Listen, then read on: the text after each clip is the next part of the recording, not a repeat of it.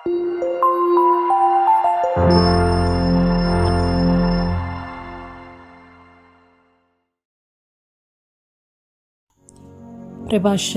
അധ്യായം 45. മോശ. യാക്കോബിന്റെ സന്തതികളിൽ നിന്ന് കാരുണ്യവാനായ ഒരുവനെ കർത്താവ് ഉയർത്തി. അവൻ ജനത്തിന് സുസമ്മതനായി. ദൈവത്തിൻ്റെയും മനുഷ്യരുടെയും പ്രീതിക്ക് അവൻ പാത്രമായി. അവനെത്രേ ഭാഗ്യസ്മരണാർഹനായ മോശ.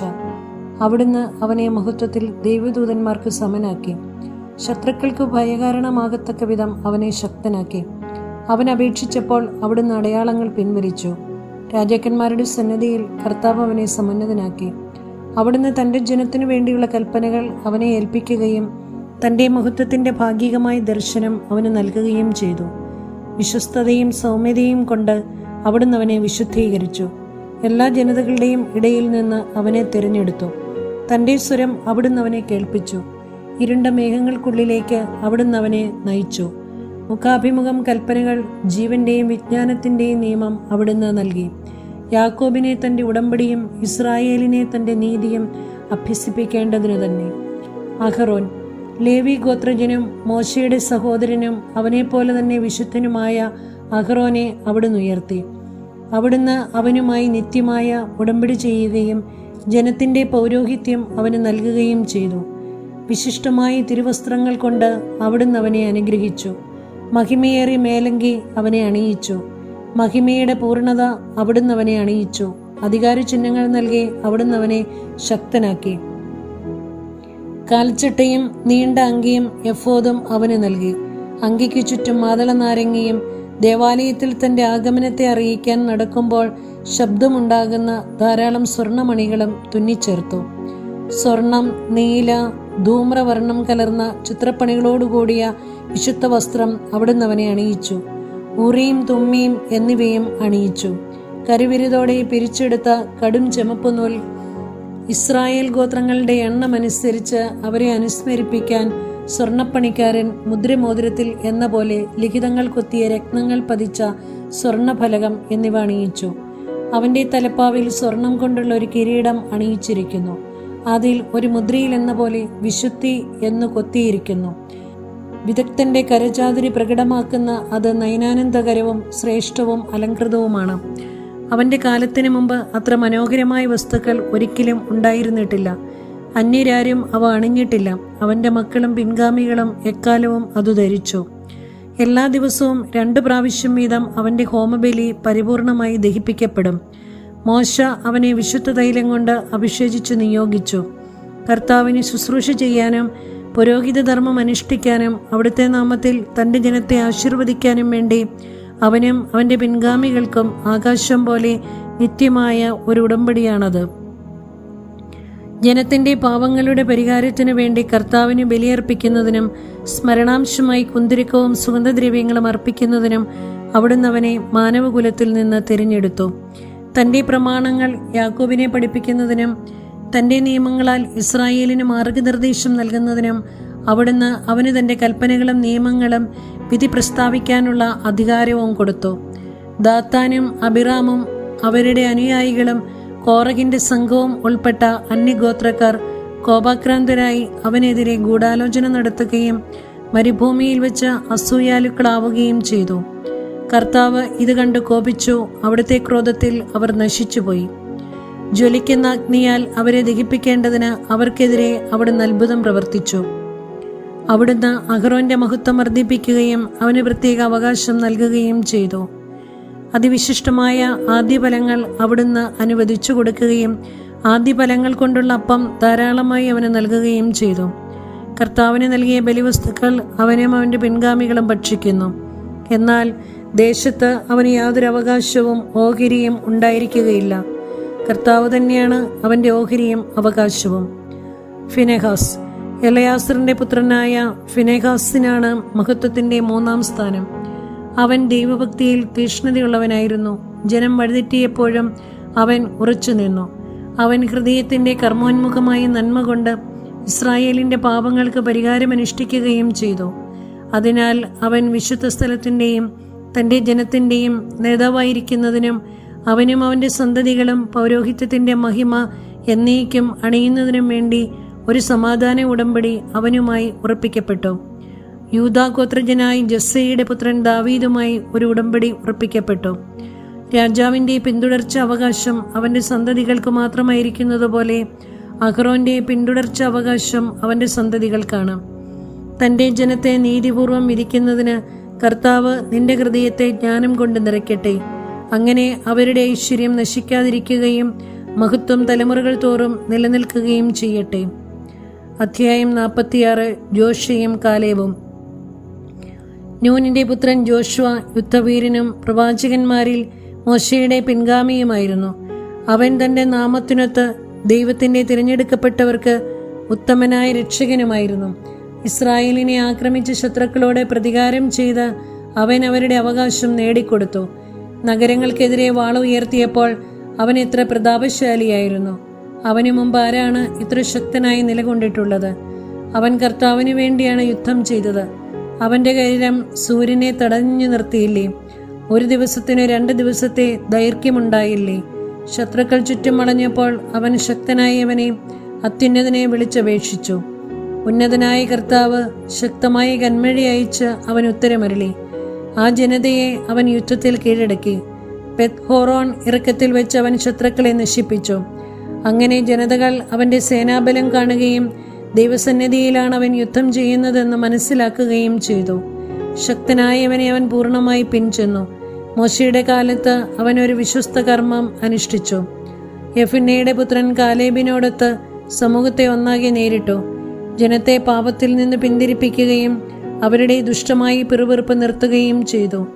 ജനത്തെ അവരുടെ അവകാശത്തിലേക്ക് കൊണ്ടുവരുന്നതിന് തേനും പാലും ഒഴുകുന്ന നാട്ടിൽ പ്രവേശിപ്പിക്കുന്നതിന് 6 ലക്ഷം യോദ്ധാക്കളിൽ ഇവർ 2 പേർ മാത്രമേ അവശേഷിച്ചുള്ളൂ. കർത്താവ് കാലേബിന് ശക്തി കൊടുക്കുകയും അത് വാർദ്ധക്യം വരെ നിലനിൽക്കുകയും ചെയ്തു. അവൻ മലമ്പ്രദേശം കൈയടക്കി മക്കൾക്ക് അവകാശമായി നൽകി.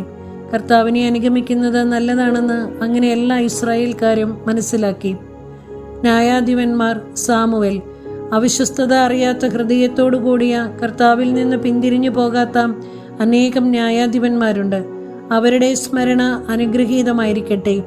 ശവകുടീരങ്ങളിൽ നിന്ന് അവരുടെ അസ്ഥികൾ നവജീവൻ പ്രാപിക്കട്ടെ.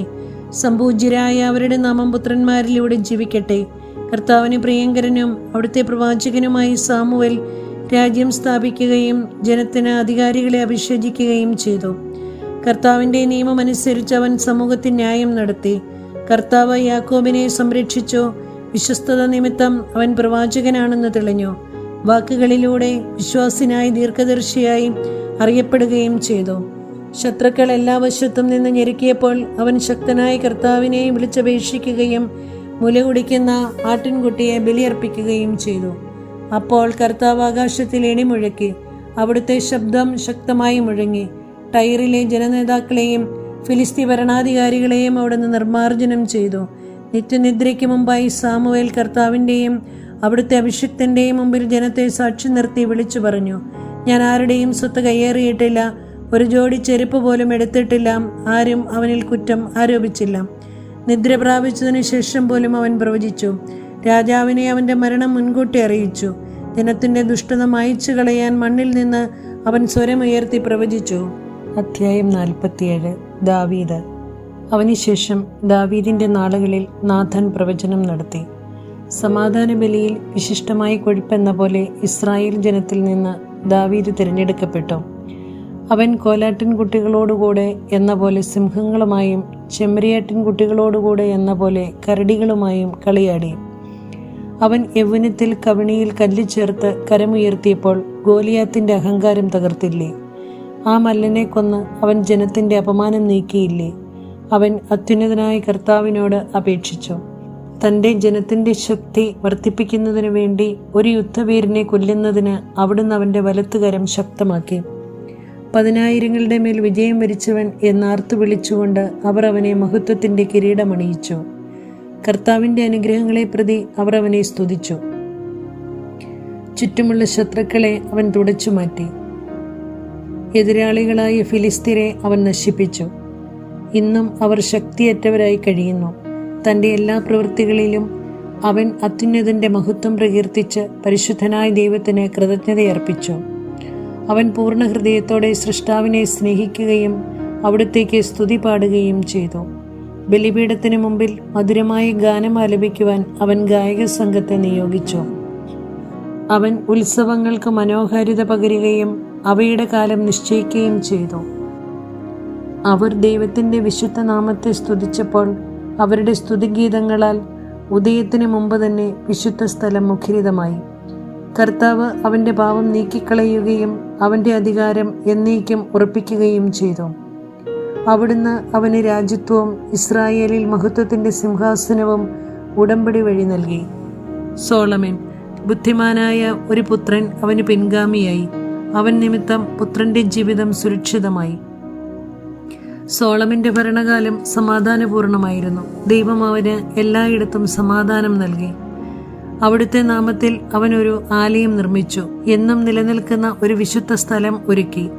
യൗവനത്തിൽ തന്നെ നീ എത്ര ജ്ഞാനിയായിരുന്നു. നിന്റെ വിജ്ഞാനം നദി പോലെ കവിഞ്ഞൊഴുകി. നിന്റെ ജ്ഞാനം ലോകമാസകലം വ്യാപിച്ചു. അതിനെ നീ ഉപമകളും സൂക്തങ്ങളും കൊണ്ട് നിറച്ചു. നിന്റെ പ്രശസ്തി വിദൂര ദ്വീപുകളിൽ എത്തി. സമാധാനപൂർണമായ ഭരണം നിമിത്തം നീ പ്രിയങ്കരനായി. നിന്റെ കീർത്തനങ്ങളും സുഭാഷിതങ്ങളും ഉപമകളും പ്രത്യുത്തരങ്ങളും ജനതകളെ വിസ്മയാധീനരാക്കി. ഇസ്രായേലിന്റെ ദൈവമായ കർത്താവിന്റെ നാമത്തിൽ തകരം പോലെ സ്വർണവും ഈയം പോലെ വെള്ളിയും നീ ശേഖരിച്ചു. എന്നാൽ നീ സ്ത്രീകൾക്ക് അധീനനായി. അഭിലാഷങ്ങൾ നിന്നെ കീഴ്പ്പെടുത്തി. നിന്റെ സൽകീർത്തിക്കു നീ തന്നെ കളങ്കം വരുത്തി. സന്തതി പരമ്പരയെ മലിനമാക്കി അവരെ ക്രോധത്തിന് ഇരയാക്കി. നിന്റെ ഭോഷത്വം അവർക്ക് ദുഃഖകാരണമായി. അങ്ങനെ രാജ്യം വിഭജിക്കപ്പെട്ടു. എഫ്രായിൽ നിന്ന് ഉദ്ധതമായ ഒരു രാജ്യം ഉയർന്നു വന്നു. കർത്താവ് ഒരിക്കലും കാരുണ്യം വെടിയുകയോ തൻ്റെ സൃഷ്ടികൾ നശിക്കാൻ ഇടവരുത്തുകയോ ഇല്ല. അവിടുന്ന് താൻ തിരഞ്ഞെടുത്തവൻ്റെ പിൻഗാമികളെ തുടച്ചു മാറ്റുകയോ തന്നെ സ്നേഹിക്കുന്നവൻ്റെ സന്തതി പരമ്പരകളെ നശിപ്പിക്കുകയോ ഇല്ല. അതിനാൽ യാക്കോബിന് ഒരു ഗണത്തെയും ദാവീദിന്റെ വംശത്തിൽ ഒരു സന്തതിയെയും അവശേഷിപ്പിച്ചു. റെഹോബോവാം ജെറോബോവാം. സോളമൻ പിതാക്കന്മാരോട് ചേർന്നു. അവന്റെ സന്തതികളിൽ ഒരുവൻ സ്ഥാനമേറ്റു. വിഡ്ഢിത്തത്തിൽ ഒന്നാമനും വിവേകത്തിൽ ഒടുവിലെത്തവനുമായ റെഹോബോവാമിന്റെ ഭരണം ജനങ്ങളുടെ കലാപത്തിനു കാരണമായി. നെബാത്തിന്റെ പുത്രൻ ജെറോബോവാമും ഇസ്രായേലിനെ തിന്മയിലേക്ക് നയിച്ചു. എഫ്രായിമിനെ പാപമാർഗത്തിൽ നടത്തി. സ്വദേശത്തു നിന്നും ബഹിഷ്കരിക്കപ്പെടത്തക്ക വിധം അവർ പാപത്തിൽ മുഴുകി. തങ്ങളുടെ മേൽ പ്രതികാരം പതിക്കുന്നതുവരെ എല്ലാ തിന്മകളിലും അവർ വിഹരിച്ചു. അധ്യായം 48. ഏലിയ. അനന്തരം പ്രവാചകനായ ഏലിയ അഗ്നി പോലെ പ്രത്യക്ഷപ്പെട്ടു. അവന്റെ വാക്കുകൾ പന്തം പോലെ ജ്വലിച്ചു. അവൻ അവരുടെ മേൽ ക്ഷാമം വരുത്തി. അവന്റെ തീഷ്ണതയിൽ അവരുടെ എണ്ണം ചുരുങ്ങി. കർത്താവിന്റെ വാക്കുകൊണ്ട് അവൻ ആകാശവാതിലുകൾ അടച്ചു. 3 പ്രാവശ്യം അഗ്നി ഇറക്കി. ഏലിയ, അത്ഭുത പ്രവൃത്തികളിൽ നീ എത്ര മഹത്വമുള്ളവൻ! അത്തരം പ്രവൃത്തികളുടെ പേരിൽ അഭിമാനിക്കാൻ കഴിയുന്നവർ മറ്റാരുണ്ട്? അത്യുന്നതന്റെ വാക്കുകൊണ്ട് നീ മരിച്ചവരുടെ ഇടയിൽ നിന്ന്, പാതാളത്തിൽ നിന്ന് ഒരു ജഡത്തെ ഉയർപ്പിച്ചു. നീ രാജാക്കന്മാരെ നാശത്തിലേക്ക് നയിക്കുകയും പ്രസിദ്ധന്മാരെ കിടക്കയിൽ നിന്ന് താഴെയിറക്കുകയും ചെയ്തു. നീ സീനായിൽ വെച്ച് ഭീഷണികളും ഹോറേബിൽ വെച്ച് പ്രതികാരത്തിന്റെ വിധികളും ശ്രവിച്ചു. ശിക്ഷ നടത്താൻ രാജാക്കന്മാരെയും നിന്നെ പിന്തുടരാൻ പ്രവാചകന്മാരെയും നീ അഭിഷേകം ചെയ്തു. ആഗ്നേയ അശ്വങ്ങളെ ബന്ധിച്ച രഥത്തിൽ അഗ്നിയുടെ ചുഴലിക്കാറ്റിലാണല്ലോ നീ സമഹിക്കപ്പെട്ടത്. ദൈവത്തിന്റെ കോപം ആളിക്കത്തുന്നതിനു മുമ്പ് അതിനെ തണുപ്പിക്കുന്നതിനും പിതാവിന്റെ ഹൃദയത്തെ പുത്രനിലേക്ക് തിരിക്കുന്നതിനും അങ്ങനെ യാക്കോബിന്റെ ഗോത്രങ്ങളെ പുനഃസ്ഥാപിക്കുന്നതിനും വേണ്ടി നിശ്ചിത സമയത്തു നീ തിരിച്ചു വരുമെന്ന് എഴുതപ്പെട്ടിട്ടുണ്ടല്ലോ. നിന്നെ കണ്ടവരും നിന്റെ സ്നേഹത്തിന് പാത്രമായവരും അനുഗ്രഹീതർ, അവർ ജീവിക്കും. എലീഷ. ചുഴലിക്കാറ്റ് ഏലിയായെ വലയം ചെയ്തു. എലീഷായിൽ അവന്റെ ചൈതന്യം നിറഞ്ഞു. ജീവിതകാലത്ത് അവൻ അധികാരികളുടെ മുമ്പിൽ ഭയന്നു വിറച്ചില്ല. ആരും അവനെ കീഴടക്കിയില്ല. ഒന്നും അവന് ദുസ്സാധ്യമായിരുന്നില്ല. മരിച്ചിട്ടും അവൻ പ്രവചിച്ചു. ജീവിച്ചിരുന്നപ്പോഴെന്ന പോലെ മരണശേഷവും അവൻ അത്ഭുതങ്ങൾ പ്രവർത്തിച്ചു. ഇതെല്ലാം കണ്ടിട്ടും ജനം അനുതപിച്ചില്ല. പാപത്തിൽ നിന്ന് പിന്മാറിയുമില്ല. സ്വദേശത്തു നിന്ന് അവരെ അടിമകളായി പിടിച്ചുകൊണ്ടുപോയി. അവർ ഭൂമിയിലെങ്ങും ചിതറി. ജനത്തിൽ ഒരു ചെറിയ ഗണം മാത്രം ദാവീദിന്റെ ഭവനത്തിൽ നിന്നുള്ള അധികാരികളോടുകൂടെ അവശേഷിച്ചു. ചിലർ ദൈവത്തിന് പ്രീതികരമായി ജീവിച്ചു, മറ്റുള്ളവർ പാപത്തിൽ മുഴുകി. ഹെസക്കിയ. ഏശയ്യ. ഹെസക്കിയ തന്റെ നഗരം മതിലുകെട്ടി ഉറപ്പിക്കുകയും നഗരത്തിൽ ജലം കൊണ്ടുവരികയും ചെയ്തു. അവൻ ഇരുമ്പ് കൊണ്ട് പാറ തുരുന്നു, കുളങ്ങൾ കുഴിച്ചു. അവൻ്റെ നാളുകളിൽ സെന്നാകെരീബ് രാജ്യം ആക്രമിക്കുകയും റബ്ഷക്കയെ അയക്കുകയും ചെയ്തു. അവൻ സിയോനെതിരെ കരമുയർത്തി അഹങ്കാരജൽപ്പനം മുഴക്കി. അപ്പോൾ ജനത്തിന്റെ ഹൃദയം കുലുങ്ങി, കരങ്ങൾ വിറച്ചു. ഈറ്റുനോവെടുത്ത സ്ത്രീയെപ്പോലെ അവർ കഠിന വ്യതി അനുഭവിച്ചു. അവർ കൈകൾ ഉയർത്തി കാരുണ്യവാനായ കർത്താവിനെ വിളിച്ചപേക്ഷിച്ചു. പരിശുദ്ധനായവൻ സ്വർഗത്തിൽ നിന്ന് അവരുടെ നിലവിളി തൽക്ഷണം ശ്രവിക്കുകയും യെശയ്യാ വഴി അവരെ രക്ഷിക്കുകയും ചെയ്തു. കർത്താവ് അസീറിയക്കാരുടെ പാളയം തകർത്തു. അവിടുത്തെ ദൂതൻ അവരെ മായ്ച്ചു കളഞ്ഞു. എന്തെന്നാൽ ഹെസക്കിയ ദൈവത്തിന് പ്രീതികരമായവ പ്രവർത്തിച്ചു. ഉന്നതനും വിശ്വാസിയുമായ ദർശനത്തോടു കൂടിയവനുമായ യെശയ്യാ പ്രവാചകന്റെ പ്രബോധനമനുസരിച്ച് അവൻ തന്റെ പിതാവായ ദാവീദിന്റെ മാർഗത്തിൽ ഉറച്ചു നിന്നു. അവന്റെ കാലത്ത് സൂര്യൻ പുറകോട്ട് ചരിച്ചു. അവൻ വഴി രാജാവിന്റെ ആയുസ് ദീർഘിച്ചു. ആത്മാവിന്റെ ശക്തിയാൽ അവൻ അവസാന നാളുകൾ ദർശിക്കുകയും സിയോനിൽ വിലപിച്ചുകൊണ്ടിരുന്നവരെ ആശ്വസിപ്പിക്കുകയും ചെയ്തു. കാലത്തിന്റെ സമാപ്തിയിൽ സംഭവിക്കാനിരുന്ന നിഗൂഢ കാര്യങ്ങൾ സംഭവിക്കുന്നതിന് മുമ്പ് അവൻ വെളിപ്പെടുത്തി.